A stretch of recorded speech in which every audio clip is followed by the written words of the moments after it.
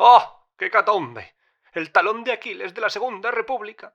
¿Cómo no se iba a dar un golpe de Estado si las elecciones de 1936 fueron totalmente fraudulentas e ilegítimas?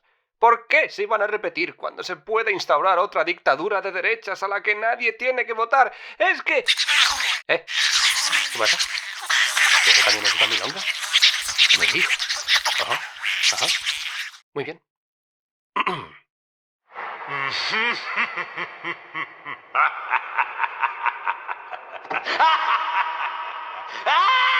Ya pueden ver lo contento que está.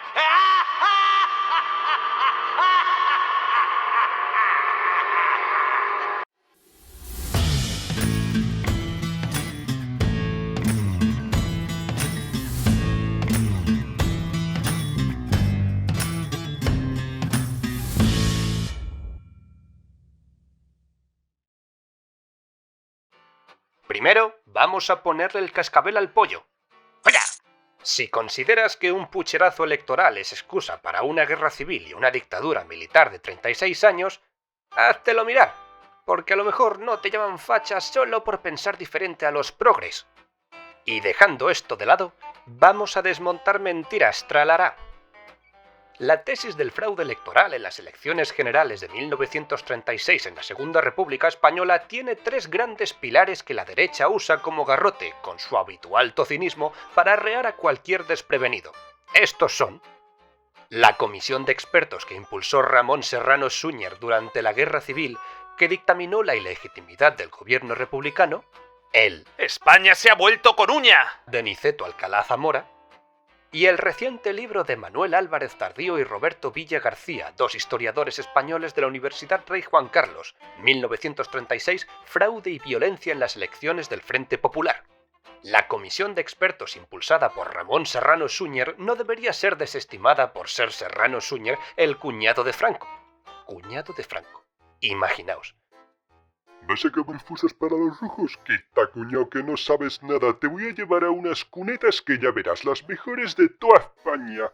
Buah, es que le llaman a un nazi por cualquier cosa. ¿A que sí, Reichsführer de las SS Heinrich Himmler? Perdón, como iba diciendo, no debería ser desestimada por provenir del cuñado de Franco, sino, llamadme radical, por provenir de conspiradores fascistas que llevaban haciéndole la guerra sucia a la República Progresista desde el día 1. Aquí tenéis el vídeo que os resume la conspiración paso a paso. Pero ¿y él? ¡España se ha vuelto con uña! De Niceto Alcalá Zamora. Alguien que vivió los acontecimientos al pie del cañón. Para empezar, es obvio que alguien que vive unos acontecimientos según se desenvuelven no tiene sesgo alguno, es el observador más objetivo que puede haber, para nada influenciado por la falta de perspectiva global e histórica que ofrece la historiografía. Y por eso hay que ignorar que Niceto Alcalá Zamora dijo concretamente: a pesar de los esfuerzos sindicalistas, el Frente Popular obtenía solamente un poco más, muy poco de 200 actas en un parlamento de 473 diputados. Resultó la minoría más importante, pero la mayoría absoluta se les escapaba. Sin embargo, logró conquistarla consumiendo 2 etapas a toda velocidad, violando todos los escrúpulos de legalidad y de conciencia. O sea que, a pesar de no considerar legítima la mayoría absoluta conseguida por el Frente Popular, sí que le otorgaba la victoria electoral. Extraño. Y, ¿qué es esto? ¿Otro testimonio de alguien que vivió los acontecimientos al pie de, literalmente, el mismo cañón exacto que Niceto Alcalá Zamora? Vaya. Portela Valladares, del Partido de Centro Democrático y primer ministro que organizó las elecciones y las perdió, puesto ahí por el mismo Alcalá Zamora, dijo en septiembre de 1938: las elecciones realizadas en febrero de 1936 con todo orden dieron el triunfo al Frente Popular. Tengo para afirmarlo la autoridad de haber presidido aquel gobierno. Ni un solo diputado de las tendencias fascistas logró la elección. La gestión electoral fue reconocida por los partidos de la derecha como una legalidad de su derrota. No puede hablarse en justicia de que se falseó el sufragio, porque ello significaría un alegre embuste. Estoy dispuesto a afirmarlo en todo momento, para que la conducta de cada cual quede en su lugar. Pero supongo que este testimonio hay que ignorarlo porque le viene fatal al cuento del pucherazo. El de Alcalá Zamora sí. El deporte, la Valladares, no. ¿Cómo habría que ignorar el testimonio del único, el inigualable, el más alérgico a la República, Calvo Sotelo, tras las elecciones? El indudable triunfo de las izquierdas es debido a dos factores: la intransigencia programática por un lado y los referidos hierros del adversario por el otro. Laicismo integral, estatutismo integral, presocialización integral también. Como augurio de estos anhelos, una bandera ocasional, pero fulminante: la amnistía. No era aventurado predecirles el éxito. Quien, por cierto, ya le pidió a Franco que el ejército se alzase antes de las elecciones porque se olía la tostada. ¡Dentro vídeo! 1936. Calvo Sotelo piensa que es muy posible que las derechas pierdan abrumadoramente las elecciones generales, por lo que mantiene una entrevista con Franco en la que le pide que los militares se alcen antes de la consulta electoral. Y Franco le contesta: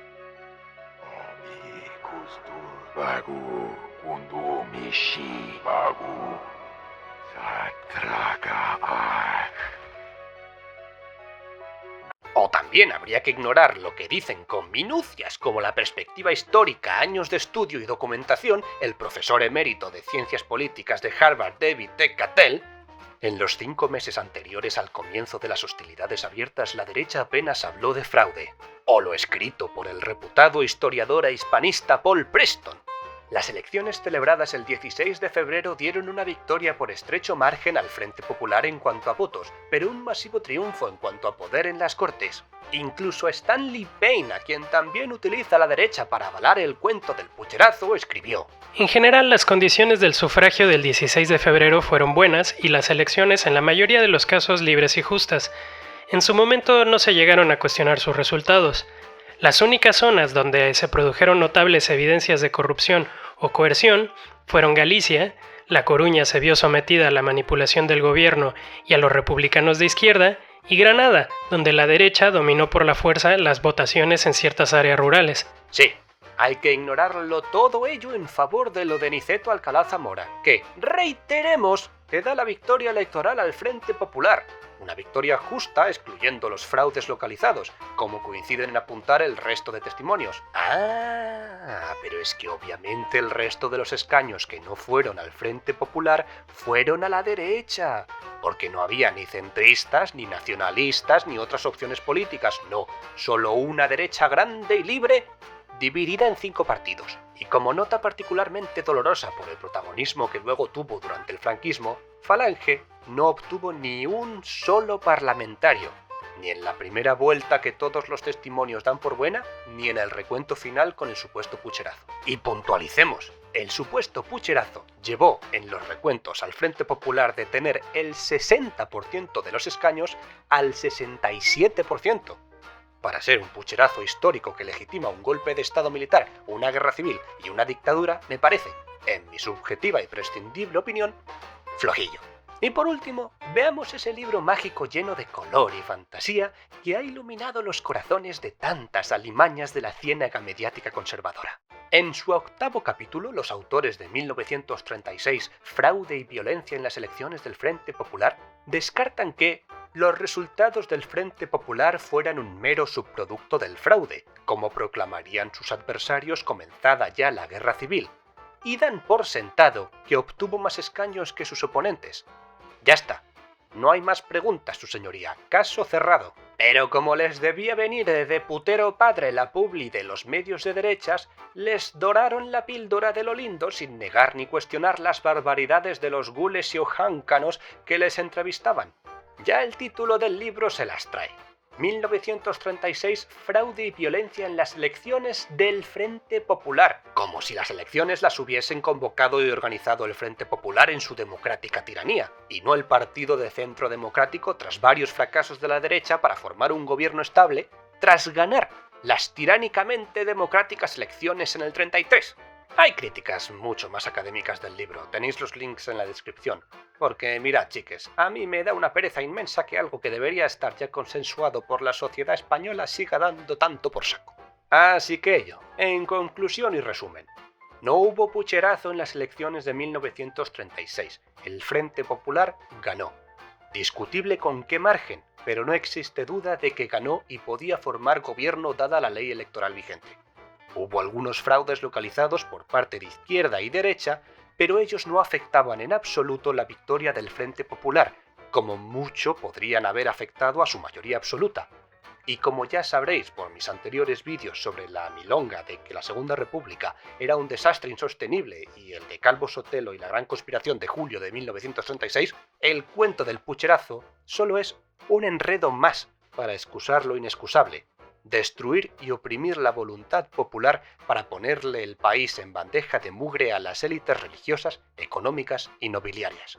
Vuelvo a recomendar encarecidamente el libro que inspira esta serie, Los mitos del 18 de julio. Tenéis el link en la descripción para pillarlo de manera que parte del dinero de Amazon vaya a mí, que Bezos ya tiene suficiente. Vale, hacedme el favor y suscribíos, compartid, dadle a me gusta, comentad también. Todas esas cosillas ayudan a conquistar los algoritmos, que muchos se deben estar atrofiando con los bulos de la derecha. Movilizar ha sido concienciar.